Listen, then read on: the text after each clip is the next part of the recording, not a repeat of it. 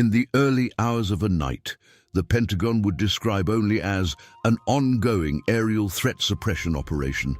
3 consecutive waves of Iranian drones crossed the coastline of the Strait of Hormuz toward the most closely watched maritime corridor on the planet. These were not experimental aircraft or prototypes in development. They were operational variants of the Shahed family, the same platforms Iran had exported to Russia, to Hezbollah, and to the Houthis, now launched directly at the passage through which every 24 hours, approximately 21 million barrels of crude oil flow, the equivalent of 21% of the entire planet's daily energy consumption, compressed into a channel 54 kilometers wide at its narrowest point. The American response came in under 90 minutes. FA-18 Super Hornet fighters operating from the aircraft carrier USS Dwight D. Eisenhower, stationed in the Gulf of Oman, fired AGM-88 HARM missiles, munitions designed specifically to home in on the electromagnetic signal of active radars and destroy them at the source, against at least 4 Iranian coastal surveillance installations positioned in Hormuz province. According to a statement from United States Central Command, the radars that were struck were integrated components of Iran's anti-access defense network, the system that allows Tehran to track, identify, and engage ships and aircraft transiting the Strait. To put it plainly, the United States did not hit a symbolic target. They hit Iran's eyes over Hormuz. And here was the paradox that planners on both sides had not fully calculated. Iran launched the drones to demonstrate that it controlled the airspace above the strait, the implicit message being that no tanker, no warship, and no reconnaissance aircraft could cross that passage without Tehran's permission. The American response, by destroying the coastal radars, did not merely neutralize the immediate drone threat. It revealed in front of the entire world that Iran's capacity to monitor the Strait depended on fixed infrastructure, vulnerable and replaceable only at a cost the regime could not easily absorb. The Iranian show of force had transformed in under 2 hours into the most public exposure of its coastal defense vulnerabilities in decades. The plan had failed. But the true impact of this operation extended far beyond the battlefield numbers. The price of Brent crude surged 11% in the first 4 hours after the strikes were confirmed, crossing the $132 mark before partially retreating to $126 by the close of trading in London. To put that spike into real economic terms, every $10 increase in the price of Brent transfers approximately $450 billion per year from energy-importing nations to energy-exporting ones, a redistribution of wealth equivalent to the entire GDP of a country like Colombia changing hands every 12 months. Lloyd's of London marine insurers raised the risk premium for Strait transits by 300% that same day, a move that automatically increased freight costs for every tanker crossing the passage and, in cascading fashion, raised the price of every liter of fuel at every gas station from Tokyo to Lisbon. Consider what this number actually means in practice. The Strait of Hormuz is not merely a geographic point on a map. It is the coronary artery of the global energy system. Every day, it carries shipments of oil and liquefied natural gas that power the economies of Japan, South Korea, India, China, and much of Europe. When Iranian drones crossed that airspace and American missiles struck the coastal radars, the message energy markets received was not that of a localized skirmish. It was the message that the circulatory system of the world economy had been pierced, if only temporarily, and that no diplomatic assurance could restore the sense of security that Corridor had offered just hours before. This is not merely a question of territory on a map. It is a question of who controls the energy arteries of the 21st century. Step back for a moment and take in the full picture. Iran's decision to launch drones over the Strait did not emerge from a vacuum.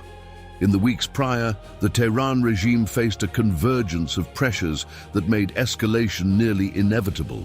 American sanctions reimposed on Iran's oil sector had reduced the country's official exports to fewer than 400,000 barrels per day, a drop of approximately 70% from the peak of 2,500,000 barrels per day recorded before the American withdrawal from the nuclear agreement in 2018.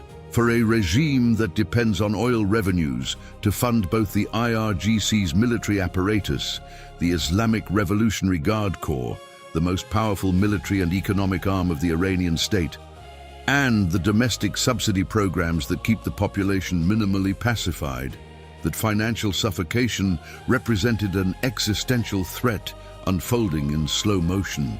And here was the data point that conventional reporting was not foregrounding with the frequency it deserved. Iran's official military budget stood at approximately $25 billion annually.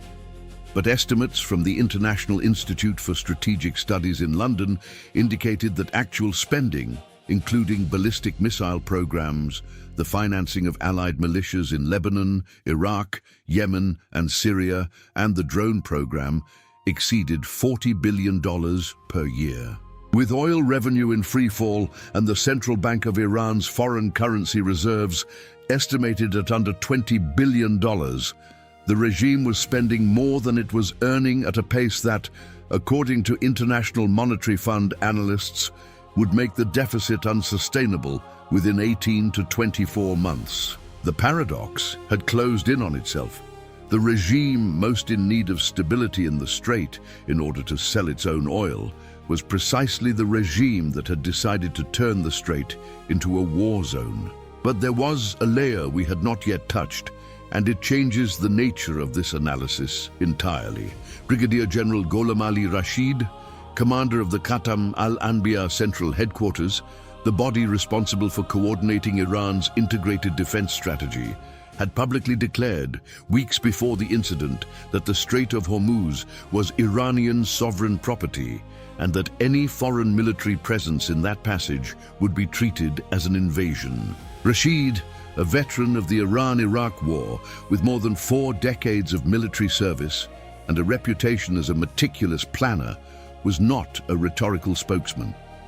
He was the architect of Iran's anti-access doctrine, the strategy that combined naval mines, fast attack boats armed with missiles, coastal missile batteries, and now drone swarms to make the cost of any military operation in the Strait prohibitively high for a conventional adversary. This general is not the emotional protagonist of this analysis. He is the investigative coordinate for what the Iranian regime had planned and what American HARM missiles had dismantled in 90 minutes. And it is precisely here that the story became stranger than any analyst had predicted. In the shadow of this monumental strategic miscalculation, one actor was watching everything with calculated satisfaction. China, which imported approximately 1,500,000 barrels of Iranian oil per day, the majority through ship-to-ship transfer schemes that partially circumvented American sanctions, found itself in the most comfortable position imaginable. Every escalation in the Strait that raised the price of oil on international markets strengthened Beijing's negotiating position with Tehran. The more isolated Iran became from Western markets, the more dependent it grew on the only major buyer willing to defy American sanctions.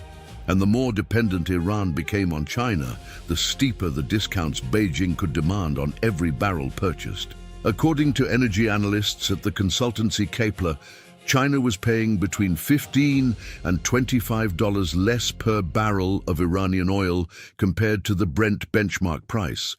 A discount that, multiplied by the daily import volume, represented savings of approximately $8 billion per year for the world's second-largest economy. The equation had shifted.